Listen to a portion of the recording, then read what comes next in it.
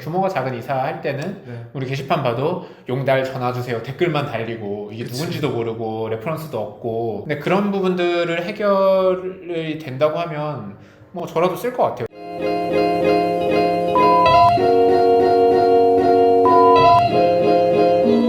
네, 안녕하세요. 전 덕다이버 한승우. 네, 안영찬. 네, 게스트 정승범입니다. 예, 저희 정승범 대표님과 함께 지금 여러 가지 이야기 나누고 있는데요.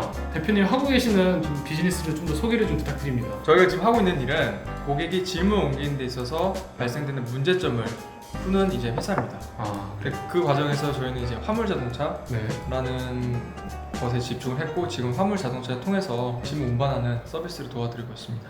짐을 옮기는 데 있어서 고객들은 어떤 문제점을 겪고 있나요? 네, 일단 크게 세 가지로 나눌 수가 있는데요. 일단 첫 번째로 과연 그 신뢰하고 가격적인 부분인 업체를 선정하는 데 있어서 좀 발생된 정보의 격차, 과연 내가 이 업체를 신뢰할 수 있을지 없을지 첫 번째가 있고, 두 번째로는 과연 내 짐을 이제 파손 없이 안전하게 내가 원하는 곳까지 운송할 수 있는지, 이런 문제점도 있고, 세 번째로는 내가 이 짐을 내가 과연 짐을 못 들고 있는, 과연 누가 이 짐을 좀 잘 들어줄 수 있는지.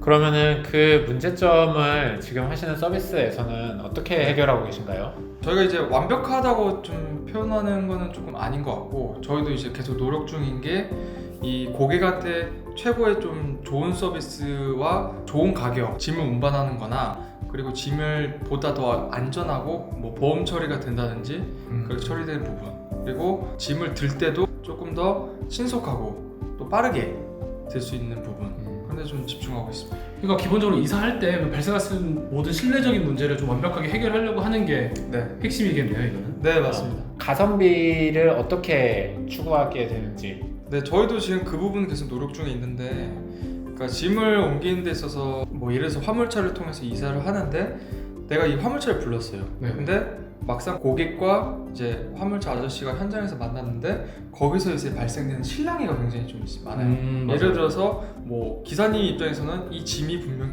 굉장히 예상보다 많은데 보니까 내가 생각했던 것보다 많아. 그러니까 거기에 대한 대가를 요구를 해서 고객님 한 2, 3만 원 저한테 더 주세요. 추가 요금을 말씀하시거나 그런 부분도 있고, 또 반대로 고객 입장에서는 나는 분명히 이 가격에 예약을 하고 다 운송 가능할 거라고 알고 있는데 이 아저씨가 뭐 얼마 더 요구를 했어. 그럼 고객 입장에서 기분이 나쁜 거죠. 그러니까 서로가 이제 이런 문제점도 발생하고, 딱 도착해서 보니까 내 짐이 파손돼 있고 이런 경우도 좀 발생했고, 또 짐도 뭐 제대로 못 들어서 갑자기 뭐 한 명을 더 불러서 네. 추가 요금을 더 내야 된다고 한다든 등 좀 그런 문제가 좀 있습니다. 갑자기 그거 생각나는 것 같아요. 그 위시캣 있잖아요. 네네네. 위시캣 같은 경우가 딱 의뢰하면 그 중재해주는 사람이 있어가지고 네네. 그 사람 딱 전화 와가지고 요 정도 사이즈는 사실 시세는 얼마고 얼마 정도 합니다. 그리고 얼마 정도에 맡길 수 있을 것 같습니다 라고, 그러니까 그 정보 비대칭을 해결해주는 약간 모더레이터가 있더라고요. 네네네. 그런 느낌인 건가요? 네 맞습니다. 저희가 사전에 시장에 대한 데이터를 저희가 가지고 최대한 합리적이고 좋은 서비스, 그리고 그것뿐만 아니라 그걸 어떻게 좀 고객한테 딜리버리 할 건지 그런 점 계속 고민하고 있고 노력하고 제품에 담으려고 하고 있습니다. 어떻게 보면은 이제 그 정보 비대칭을 해결해줘서 고객이 안심하고 믿을 수 있는 서비스에 가깝다는 느낌도 좀 드네요. 네 맞습니다. 네. 영업을 해내는데 쉽지는 않지 않을까요? 그쵸. 사실 저희도 그러니까 방금 이사라고 표현해 주셨는데 저희는 사실 이사업체는 아닌데 네. 저도 이제 화물 운송, 그러니까 운송이라는 큰 범위 안에 물론 이제 부분적으로 이사가 있는 거거든요. 운송해 주려고 해서 시작을 했는데 저희 회사한테 의뢰를 해주신 분들은 이사가 사실 꽤 많더라고요. 그러니까 기업 이사도 있고 가정 이사도 있고 조그마한 이제 짐 옮기는 것도 있고, 이제 그랬던 부분들이 있어서 저희도 좀 이사 쪽으로 가야 되나 고민하고 있고. 제가 영업할 때 어렵진 않나요? 기사님들 어렵습니다. 어렵고, 왜냐면 나이대가 평균 연령이 통계상으로 봤을 때 한 51.2세. 그러니까 주로 핸드폰도 잘 안 보시고 아직은 좀 익숙하지 않으신 분도 있고 변화를 좀 싫어하시는 분들이 좀 많았던 것 같습니다. 근데 이제 보면 그분들이 주로 콜을 받을 때 이미 있던 회사가 있을 거 아니에요. 네네네. 제가 알기로는 20%의 수수료를 떼는 걸로 알고 있는데 그분들은 영업할 때가 어떻게 뭐 차별화가 있나요? 저희 같은 경우는 저도 처음에 시작을 해서 지금 모았던 건 이제 현장 영업 직접 가가지고 그분의 약간 고민도 좀 들어드리고, 또 같이 얘기도 하고 뭐 이렇게 음료수라도 먹으면서 좀 같이 얘기하니까 좀 유대감이 쌓였고 네네.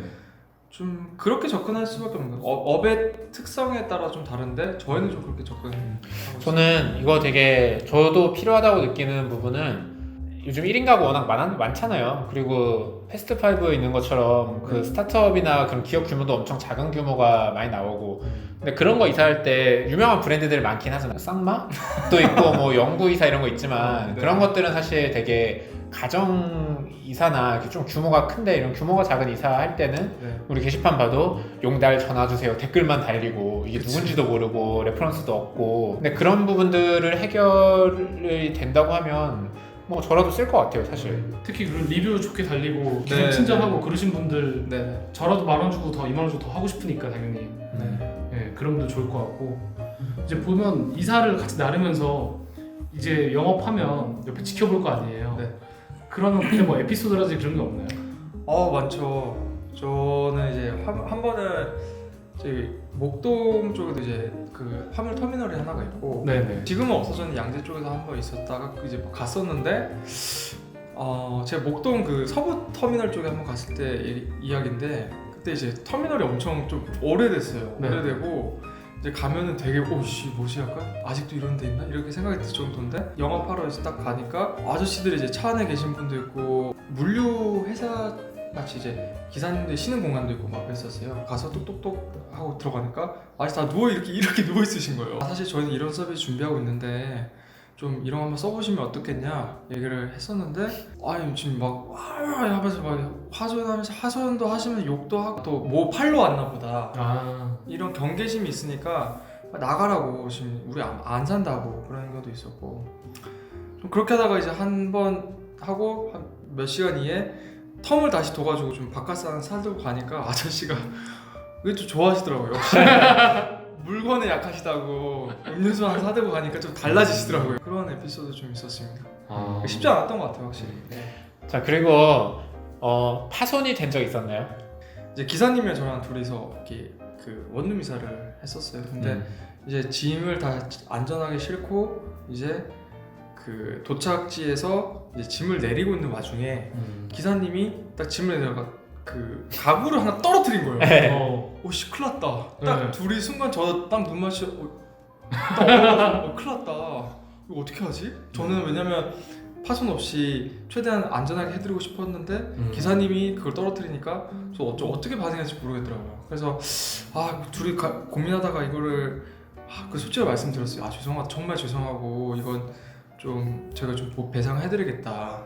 물론 이제 조금 다행히도 그분이 괜찮다고 얘기하셨고 저희가 잘 펴드렸어요. 그 가구를 좀 찌그러졌는데 펴드리고 정확히 전등 비슷했던 것 같아요. 네. 그래가지고 그거를 이제 펴드려가지고 깨끗하게 이제 하고 청소 대신 더 빡빡하게 해드리고 해가지고 잘 끝났다. 이런 거 같아요. 뭐 사실 파손이 안 되면 좋지만 파손이 안 될 수 없다는 것도 사실은 알고 있잖아요. 네, 확률이 1%라도 일어날 수 있으니까 그때에 어떻게 대처해 주느냐가 사실은 이 업체를 쓰는데 되게 중요할 것 같아요. 맞아요. 네, 거기서 대표가 진짜 우리가 돈 버는 것보다 이 고객이 편하게 하는 게 먼저다라고 해서 배상 깔끔하게 해주고 진짜 죄송하다고 하고 이러면은 그럼 그것만으로도 난 충분히 좋을 것 같아. 그럼 그 사람들이 결국 소개를 타고 또 올 거 아니에요. 그렇죠.